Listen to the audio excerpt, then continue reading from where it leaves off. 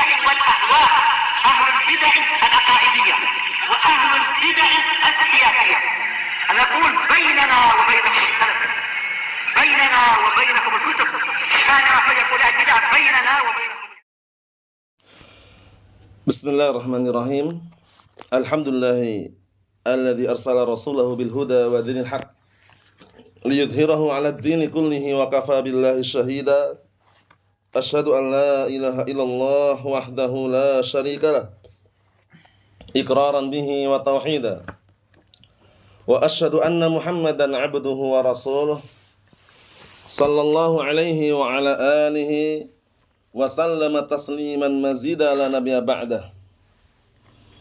Ikhwani fid din wa akhwati fillah, a'azzani wa a'azzakumullahu jami'an wa barakallahu fikum. Kita lanjutkan bacaan berikutnya terhadap kitab Tanbihatun ala Ahkamin Takhtassu bil Mu'minat, yaitu fikih yang ringkas untuk para wanita mukminah. Pada pertemuan yang sebelumnya kita telah memasuki pembahasan perkara-perkara yang dilarang untuk seorang wanita melakukannya. Di antaranya adalah pergi safar tanpa mahram. Dan sudah kami jelaskan, mahram untuk safar bagi perempuan itu syaratnya adalah pertama laki-laki, kedua berakal, ketiga dewasa, keempat adalah muslim. Sekarang pembahasan yang berikutnya, yaitu yang ketiga, halaman 70. Yasihu an tanubal mar'atu 'anil rajul fil haji wal umrah. Dibenarkan, tetap sah, boleh-boleh saja seorang perempuan menggantikan haji atau umrah untuk laki-laki yang tidak bisa berangkat. Begitu pula sebaliknya. Misalkan suaminya dia tidak bisa berangkat haji atau umrah karena mungkin sakit gitu ya, tapi uangnya banyak. Istrinya suatu ketika berangkat dengan bapaknya.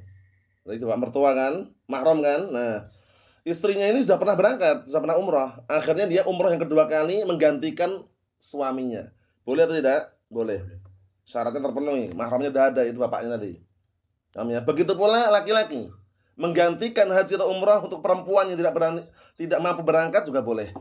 Sudah paham ya? Namanya badal. Nah, mau badal haji atau badal umrah. Kita lihat sini. Qala Syekhul Islam Ibnu Taimiyah rahimahullah ta'ala fi Majmu'ul Fatawa, yajuzu lil mar'ah an tahujja imra'atin ukhra bittifaq ulama. Diperbolehkan bagi seorang wanita untuk menghajikan perempuan yang lain. Tapi syaratnya, ingat-ingat syaratnya. Syaratnya perempuan tersebut sudah pernah haji untuk kewajiban dirinya. Syaratnya perempuan tersebut sudah pernah umrah. Paham? Ketika dia sudah pernah umrah, pernah haji, maka suatu ketika dia menggantikan orang lain yang tidak mampu berangkat tadi boleh. Ingat ya, syaratnya dia harus pernah umrah atau pernah haji. Jangan nyari orang yang belum pernah umrah. Jangan mencari orang yang belum pernah haji. Karena dia sendiri masih punya kewajiban aslinya. Paham ya? Tapi kalau sudah pernah umrah, pernah haji, mereka-mereka itulah yang boleh untuk jadikan pengganti. Jadi pahami? Nah, itu catatan penting. Kata beliau, yajuzu lil mar'ah an tahujja an imra'atin ukhra bi ittifaqil ulama, sawa'un kanat bintuha aw ghairi bintiha. Masyaallah. Sawa'un kanat bintaha aw ghairi bintiha. Baik, kata beliau, bolehnya bagi seorang wanita menggantikan haji untuk perempuan yang lainnya dengan kesepakatan para ulama, baik itu adalah putrinya maupun yang selain putrinya. Misalkan ibunya meninggal dunia, belum sempat haji. Putrinya ini dulu pernah haji. Suatu ketika punya harta lebih. Akhirnya dia haji yang kedua kali diniatkan untuk ibunya. Bisa atau tidak? Bisa. Dalilnya jelas sekali. Di antaranya adalah seorang wanita berkata kepada Rasulullah SAW, "Ya Rasulullah, inna ummi nadarat an tahujj wa lam tahujj hatta matat. Afa ahujju anha?" Na'am, hujji anha. Anda sebutkan dengan semakna ya. Wahai Rasulullah, sesungguhnya ibuku bernadar untuk haji, tapi belum sempat haji sudah apa? Belum sempat haji sudah meninggal dunia. Apakah aku boleh berhaji diniatkan untuk dia? Apa kata Rasulullah SAW? Na'am, hujji anha. Iya, berhajilah kamu diniatkan untuknya. Bisa dipahami ya? Jadi boleh. Misalkan suatu ketika kedua orang tua kita meninggal, nggak ada. Mereka muslim muslimah. Paham? Kemudian kita punya uang banyak. Allah mudahkan uang lah, rezekinya lancar gitu. Kita sudah pernah umroh juga. Nah, suatu ketika kita ngumrohkan orang tua, boleh atau tidak? Boleh. Paham? Dan pahalanya sampai insyaallah. Karena dalilnya jelas. Dalilnya jelas. Nah, kita lihat lagi. Wa kadzalika yajuzu an tahujjal mar'atu 'anil rajul. Demikian juga bolehnya seorang wanita menggantikan haji atau umroh untuk laki-laki yang tidak mampu berangkat. Tentunya yang mahramnya dia di antaranya ya. Dia berangkat harus ada mahramnya kalau perempuan. Kalau nggak ada mahramnya nggak usah nekat sudah. Sabar. Ya, kalau misalkan dia punya harta lebih bayar orang lain untuk menghajikan, diniatkan untuk dia misalkan seperti itu. Kata beliau barakallahu fiik, na'am wa kadzalika yajuzu an tahujjal mar'ah 'anil rajul 'inda a'immatil arba'ah wa jumhur ulama. Seperti itu juga menurut mayoritas para ulama dan jumhur dan para imam yang empat, bolehnya seorang wanita menggantikan haji untuk seorang laki-laki yang tidak mampu berangkat. Dengan catatan perempuan tadi berangkatnya bersama mahramnya. Kama amara Nabi sallallahu alaihi wasallam al-mar'ata al-khash'amiyah. Sebagaimana waktu itu Rasulullah perintahkan seorang wanita ini khash'am anta hujja'na biha untuk berhaji menggantikan bapaknya, menghajikan bapaknya. Lamma qalat tatkala beliau mengatakan, "Ya Rasulullah, inna faridatallahi fil haji ala ibadih." Wahai Rasulullah, sesungguhnya kewajiban haji itu Allah telah wajibkan untuk hamba-hambanya. Adraktu abi wa huwa syekhun kabir. Aku sudah menjumpai bapakku dalam kondisi dia sudah lansia, lanjut usia, sudah tua. Fa amarahan Nabi sallallahu alaihi wasallam an tahujja an abiha. Kemudian Rasulullah SAW perintahkan dia agar berhaji diniatkan untuk bapaknya. Menghajikan bapaknya maksudnya. Karena bapaknya sudah tua renta, dalam riwayat lain sudah nggak mampu lagi naik onta. Karena waktu itu kendaraannya onta di antaranya. Orang berangkat haji, waktu itu kendaraannya jauh. Kalau jauh memang kuda, onta atau misalnya dulu. Waktu itu belum ada mobil. Belum ada pesawat, paham ya? Nah, ini sudah tua renta, sudah lansia, tidak mampu lagi naik onta. Rasulullah perintahkan agar apa? Perempuan tersebut menghajikan bapaknya. Paham? Nah, ma'ana ihram ar-rajul akmal min ihramiha. Padahal bersamaan itu, ihramnya laki-laki itu lebih sempurna dibandingkan ihram perempuan. Kira-kira kenapa? Kalau ihram perempuan kan pakainya itu aja. Perempuan itu kalau udah ihram masuk ke mikot, itu diantaranya yang perlu diperhatikan adalah dia pakai tetap syar'i, cuman nggak boleh pakai cadar. Cadar dilepas, kaos tangan dilepas. Paham? Nah, terus bagaimana kan nanti kalau dia adalah perempuan yang bercadar, kemudian khawatir dilihat laki-laki ajnabi mahramnya bagaimana? Pakai burdah.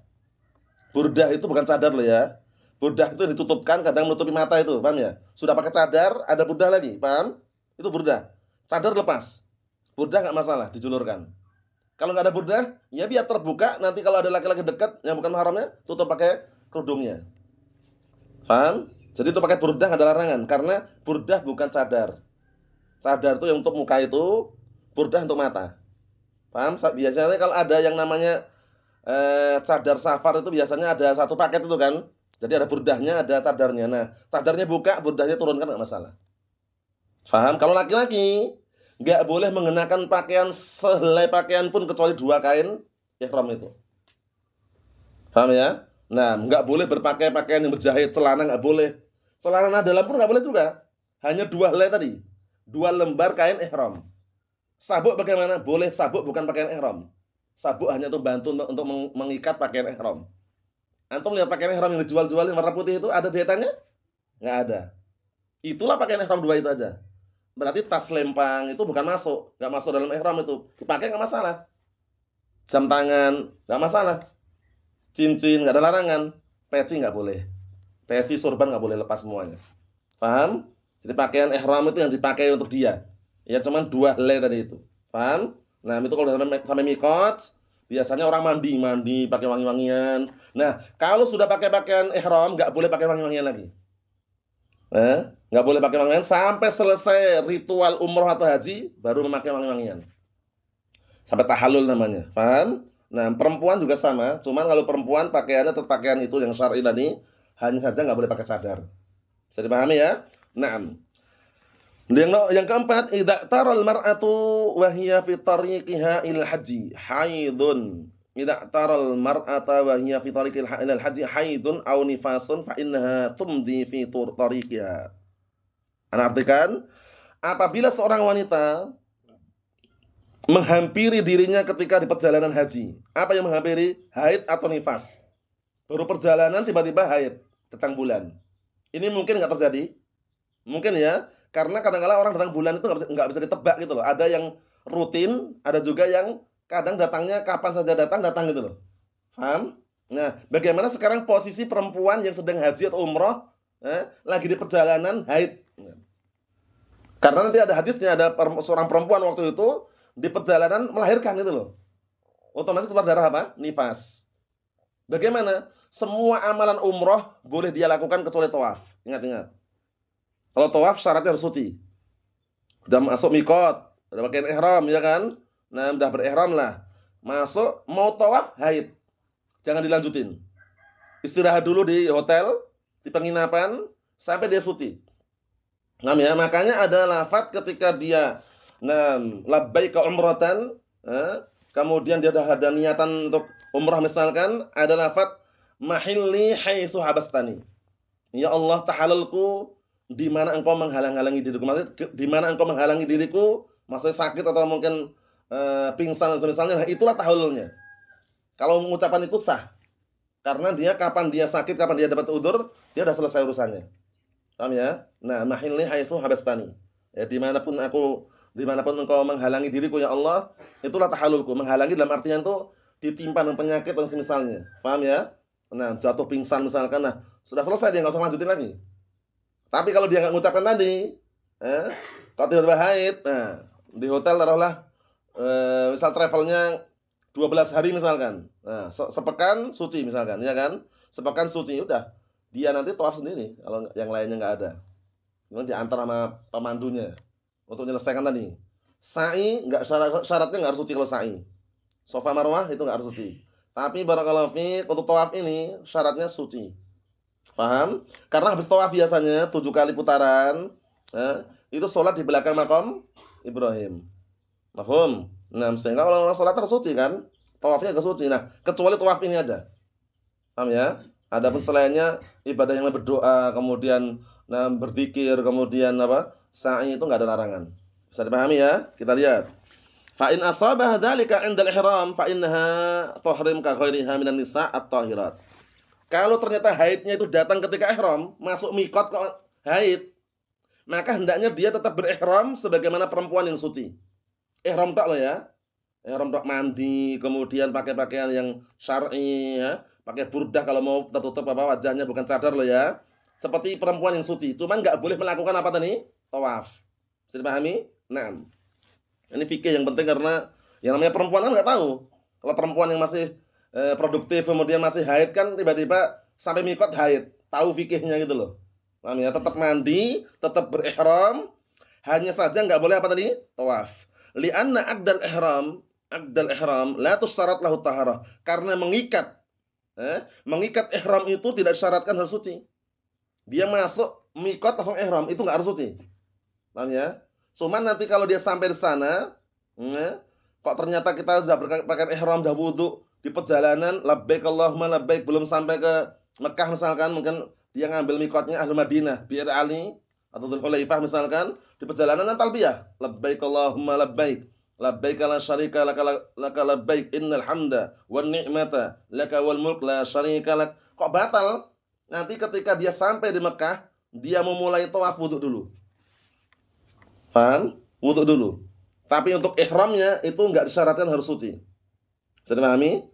Nah, ini makanya perempuan juga ketika haid, ketika dia masuk ke mikot kalau mau ihram haid, tetap ihram aja. Paham ya? Cuman nanti enggak boleh apa? Tawaf, nunggu sampai suci. Mafhum? Nah. Wa jumlatu dzalika anna al-ikhtisal masyru'un lin-nisa' 'inda al-ihram kama yusyra' lir-rijal. Yang demikian itu kenapa secara global? Dikarenakan mandi disyariatkan bagi perempuan ketika ihram sebagaimana disyariatkan untuk kaum lelaki. Alhamdulillah sekarang di mikot-mikot itu sekarang udah tambah dipermudah sekarang. Ada kamar mandi khusus, banyak kamar mandinya itu. Jadi kalau udah sampai mikot, itu mereka bis turun, travel itu. Turun, kemudian mereka memakai pakaian ihram tapi mereka biasanya di kamar mandi itu. Mandi, bersih-bersih, wangi-wangian, baru pakaian ihram, keluar, selesai semuanya, untuk travelnya berangkat. Jadi pahami ya, sekarang dimudahkan. Kalau dulu kan mungkin kamar mandinya sedikit sehingga antri. Sekarang bisa dikatakan walaupun antri nggak sebanyak dulu. Kamar mandinya lumayan banyak itu. Nah, kita lihat sini barakallahu fiik, li'annahu nusukun wa huwa fi haqqil haid wan nufasaa kat. Nah, liwurudil khabar fihima. Dikarenakan yang namanya umrah ini kan ibadah. Atau istilahnya ihram ini kan ibadah, ya kan? Nah, ibadah baik itu untuk perempuan yang haid atau nifas, itu lebih ditekankan lagi. Karena datangnya kabar atau hadis mengenai hal tersebut. Faham? Jadi untuk masalah ihram, walaupun dia haid tetap ihram perempuan. Tetap mandi, bersihkan apa? Bersih-bersih diri, kemudian barangkali menggunakan apa? Menggunakan pakaian ihram syar'i tadi itu, walaupun pakaian dia pakai enggak masalah. Kemudian tidak bercadar. Mafhum? Kita lihat lagi. Qala Jabir hatta ataina Dzul Hulaifah. Waktu itu hingga kita sampai di tempat Dzul Hulaifah. Fawaladat Asma bintu Umais. Kemudian Asma bintu Umais melahirkan. Perjalanan padahal ini ya. Melahirkan. Melahirkan siapa? Melahirkan Muhammad ibn Abi Bakar. Jadi Asma ini istrinya Abu Bakar. Melahirkan namanya Muhammad ibn Abi Bakar ketika di perjalanan padahal.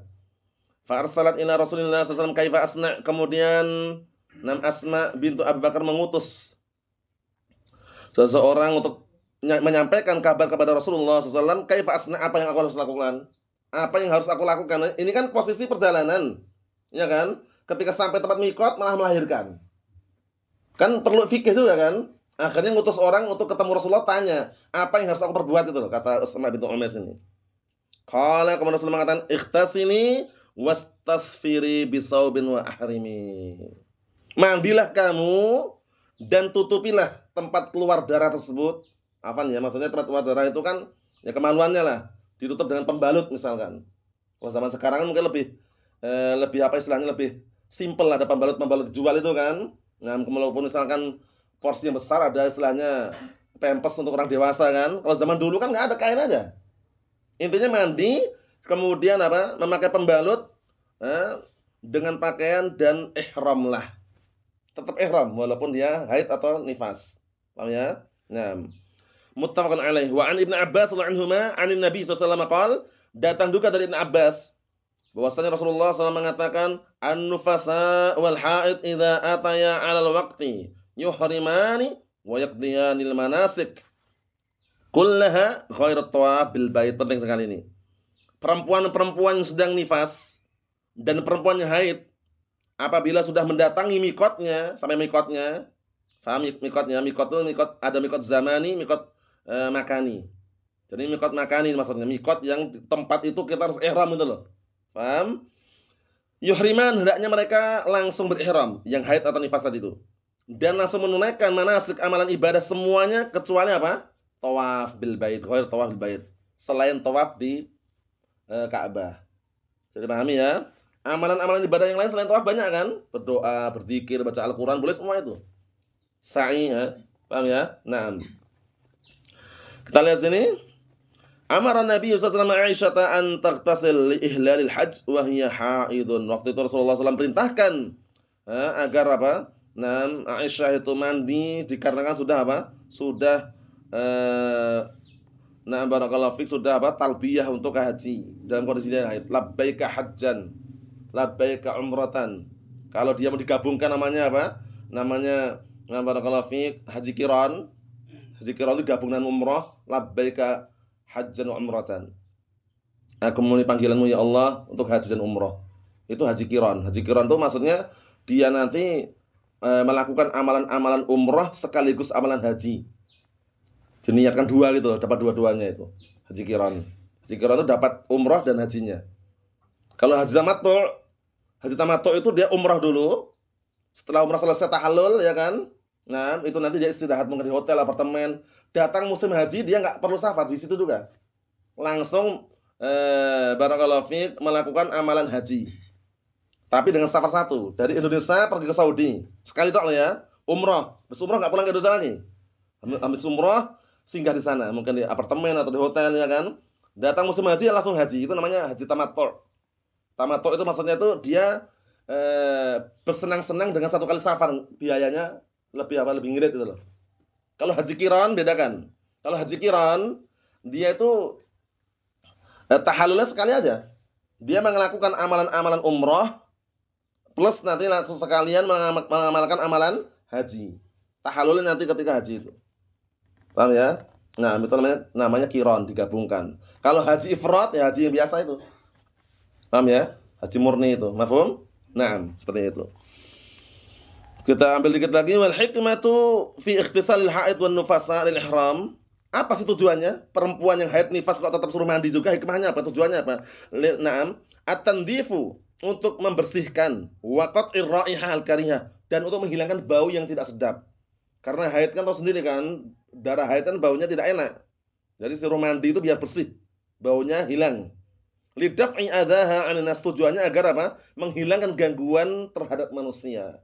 Jangan sampai dia posisi masih kotor, kemudian baunya mengganggu orang lain. Karena apa? Innal malaikah tata'adza kama yata'adza bihi banu Adam. Sesungguhnya para malaikat merasa terganggu manakala Bani Adam juga terganggu dengan perkara tersebut. Mafhum? Naam. 'Inda istima'ihim, ketika mereka berkumpul, wa takhfifin najasah.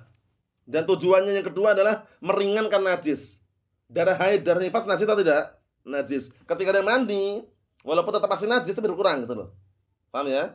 Nah, wa in asabahu mal haid aw nifas wa huwa muhrimatan lam yu'athir ala ihramihi ma masyaallah. Apabila perempuan yang haid atau nifas tersebut tertimpa padanya dalam kondisi sudah ihram loh ya, sudah ihram tiba-tiba haid, tiba-tiba melahirkan itu. Maka enggak berpengaruh dengan ihramnya, ingat, tidak berpengaruh dengan ihramnya. Jadi enggak perlu ngulangi ihram lagi, enggak perlu. Enggak perlu balik lagi nanti balik ke miqat, enggak perlu. Cukup nanti kalau dia tawaf enggak boleh, ketika suci lanjutkan tawafnya itu loh. Faham maksudnya? Fata baqayan muhrimatain wa tastaniban, maka tetaplah dua orang tadi yang haid atau nifas tadi tetap apa? Tetap berihram dan menjauhi mahdhuratul ihram, perkara-perkara yang diharamkan dalam ihram. Enggak boleh apa? Nah, cukur rambut ya, kalau perempuan enggak boleh pakai cadar, ya kan, laki-laki enggak boleh pakai peci. Ya. Nah, atau pakai sorban, atau yang semisalnya. Payung enggak ada larangan payung. Karena payung kan enggak melekat di kepala kan. Mafhum? Nah. Jadi asal yang melekat di kepala itu dihindari semuanya. Ya, sekarang lagi model-modelnya ada jual payung kepala itu loh. Tahu ya? Dan kalau mungkin darurat mungkin panas sekali enggak kuat sama sekali mungkin, tapi kalau normal cuacanya enggak boleh. Sudah paham ya? Nah. Wala tatufani bil bait hatta tadhura min al haid aw nifas wa taghtasila minhuma. Dan enggak boleh bertawaf. Perempuan yang haid atau nifas tadi enggak boleh tawaf sampai mereka berdua suci. Suci dari haid dan suci dari nifas. Barulah mereka berdua mandi. Sudah pahami? Nah, larangannya berarti apa toh? Tawaf. Nah. Wa in jaa yaum Arafah wa lam tadhura, kalau sudah datang hari Arafah ini kan udah istilahnya kan masuk lingkupan amalan haji kan? Ya kan? Haji kan rukunnya ada 4. Ihram, tawaf, sa'i, kemudian wukuf di padang Arafah.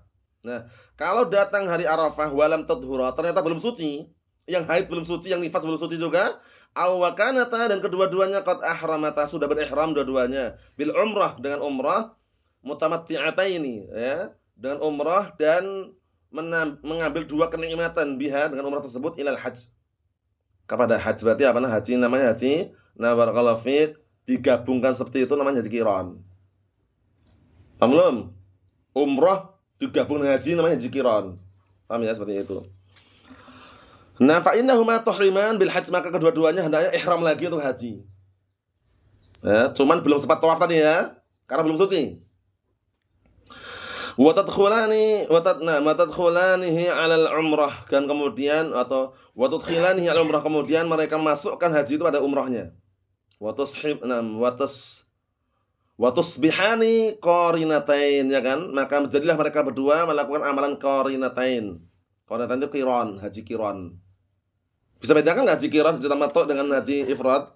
Haji ifrad murni haji itu sendirian, tanpa dengan umrah. Kalau haji tamattu itu dia sekali safar untuk dua amalan. Amalannya terpisah nih. Umrah dulu selesai sama tahallul, dia tetap singgah di Saudi, enggak pulang ke Indonesia.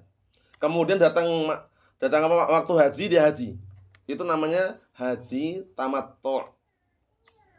Kalau haji qiran ini memang dia satu kali safar juga, cuman amalannya digabung. Amalan haji dengan apa umrah digabung. Paham ya? Tinggal ditambahkan wukuf dan Arafah itu selesai. Niatnya apa? Labbaika hajjan wa umratan. Sudah pahami enggak? Mafhum soalnya ya? Wadih ya? Nah, jelas. Nah, kita lihat di sini. Wa dalilu 'ala dzalika anna Aisyah radhiyallahu anha hadat wa kanat ahallat bi umratin. Dalil mengenai hal itu adalah di waktu itu Aisyah radhiyallahu anha haid dalam kondisi beliau sudah bertahlil. Berapa? Na'am ihlal. Labbaik Allahumma labbaik. Labbaik la syarika laka labbaik innal hamda wan ni'mata laka wal mulk la syarika lak. Karena ketika antum masuk miqat, antum utamanya labbaika hajjan kalau haji, labbaika umratan kalau umrah. Kalau mau digabung labbaika hajjan wa umratan. Paham ya? Nah, setelah itu baru posisinya apa? Memakai pakaian ihram semuanya, ya kan? Nah, kemudian mandi dulu, ya kan? Karena miqat itu kan ada tulisannya sekarang itu miqat.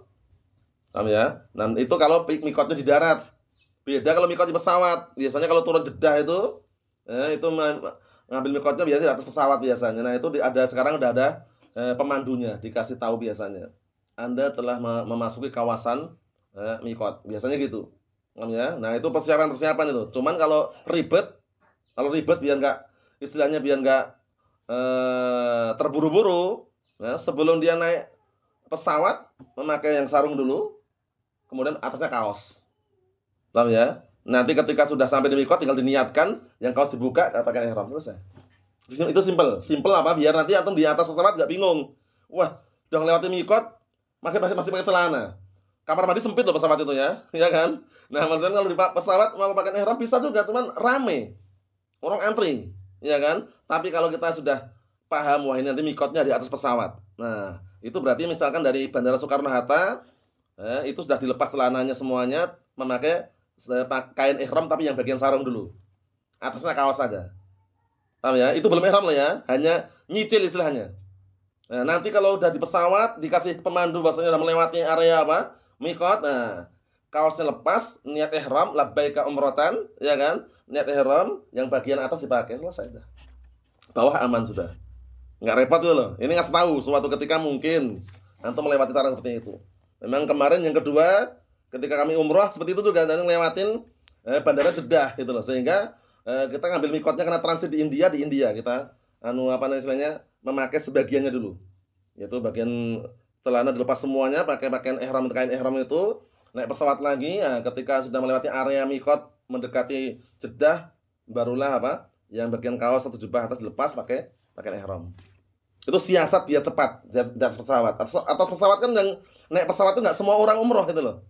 Ada orang yang mau kemana itu ada juga, sehingga mungkin kadang ada yang malu gitu loh, sungkan atau apa, nah, enaknya gitu. Dipakai di bawah. Tapi di bawah itu belum pakai ihram, belum menyiapkan ihram intinya. Hanya memakai nyicil sementara. Nanti kalau sudah masuk ke miqat baru antum niatnya ihram, labbaika umratan. Paham ya? Maka yang atas selesai udah. Paham? Nah, itu cara yang terbaik biar enggak buru-buru ketika di atas pesawat. Tapi kalau pakai miqatnya di Madinah, landingnya di Bandara Madinah, itu nanti kalau mau ihram itu miqatnya di darat, di Bir Ali itu, Dzul Hulaifah. Itu enak karena apa? Berhenti biasanya. Paham ya? Seperti itu. Ada juga nyicil di hotel. Separuh, nanti kalau udah ngelewatin miqat itu baru separuhnya. Karena kadang bis travel itu kadang kalau yang istilahnya buru-buru ada juga buru-buru. Itu cepat-cepat itu biasanya. Cuman kalau misalkan mendapatkan travel yang baik, yang pelan-pelan, yang santai bagus. Bisa dipahami ya? Itu seputar apa? Seputar ihram tadi. Naam. Kita tutup situ biar pas di titik itu ya. Naam. Kemudian barakallahu fiik, fadakhala 'alaihi Nabi sallallahu alaihi wasallam wa hiya tabki. Waktu ternyata Aisyah radhiyallahu anha ketika umrah sudah terlanjur mengatakan labbaika umratan. Hai ternyata akhirnya Rasulullah masuk ketemu Aisyah nangis. Nangis. Qala ma yubkik? Apa yang bikin kamu menangis? La'alaki nafisti? Ataukah kamu sedang apa? Haid. Nafis itu haid maksudnya. Qalat na'am iya, aku sedang haid. Qala hadza syai'un qad kataballahu azza wa jalla banat Adam. Ini sesuatu yang telah dicatat oleh Allah Ta'ala di anak perempuan keturunan Nabi Adam alaihissalam. Maksudnya haid itu perkara yang nggak bisa dipungkiri gitu maksudnya. Paham ya? Enggak usah nangis. If'ali ma yaf'al hajj ghaira alla tatufi bil bait. Masyaallah. Lakukan, kerjakanlah apa saja yang dilakukan oleh orang-orang yang haji, kecuali kamu jangan sampai kamu apa? Tawaf di Ka'bah. Semua amalan haji boleh dilakukan, semua amalan umrah boleh dilakukan kecuali apa? Tawaf. Paham? Ini penting sekali ya. Nah, akhrajahu Al-Bukhari dan Muslim. Mafhum? Ini masih panjang juga ternyata hadisnya. Insya Allah kita tunda pada pertemuan yang akan datang. Kesimpulannya, faedah yang kita ambil pada pertemuan pagi hari ini adalah tata cara seorang perempuan yang sedang haji atau umroh ternyata apa? Sampai di miqat haid atau nifas. Caranya tetap berihram, ya, sebagaimana orang yang suci, mandi dan semisalnya. Cuman nanti nggak boleh melakukan apa toh? Tawaf. Dah itu aja. Nunggu dia suci. Kalau travelnya pendek bagaimana Ustaz? Misalkan nunggu dia suci, belum suci udah pulang travelnya. Makanya di awal permulaan kalau dia khawatir, dia mengatakan mahilni haitsu habastani tadi. Paham ya? Nah, itu nanti fungsinya dia udah pasrah, ya Allah, tahallulku itu ketika Engkau menahanku. Menahan mungkin dengan dia sakit, ya kan? Atau mungkin dia haid atau nifas tadi, paham ya? Nah, seperti itu. Karena apa? Karena nanti kalau seandainya dia posisinya sedang haid, kemudian nggak sampai selesai dia nggak tawaf, nggak ngucapkan tadi itu, khawatir nggak kena, khawatir nggak sah gitu loh. Karena tawaf rukun itu loh, paham ya? Nah, seperti itu. Ada pertanyaan, boleh nggak perempuan minum obat anti haid? Apa istilahnya untuk mencegah biar nggak haid? Karena ada obatnya itu. Syekh Muhammad bin Shalih Al-Utsaimin, beliau merinci. Kalau obat tersebut terbukti tidak apa, ada efek sampingnya, dalam artian hanya diminum ketika dia mau haji atau umrah aja untuk melancarkan apa aktivitas ibadah tadi itu, nggak ada efek samping loh ya, nggak ada efek samping itu maksudnya nggak ada penyakit di balik obat itu loh misalnya, paham ya? Itu boleh. Tapi kalau dinyatakan ada efek sampingnya, udah nerima takdir apa adanya, sabar. Paham ya? Jadi rincian tadi itu kalau nggak ada efek samping setelah praktek orang biasa-biasa aja minum itu normal, hanya saja tertahan haidnya sehingga aktivitas ibadah mulus lancar, maka itu diperbolehkan. Tapi kalau ada efek sampingnya, obat yang membahayakan misalkan, ya lebih baik nggak usah konsumsi obat, nerima apa adanya ketika ditakdirkan. Begitu suci langsung tawaf sendiri. Faham insyaallah ya? Nah, wallahu a'lam bissawab. Wassallallahu alaihi wasallam. Alhamdulillah.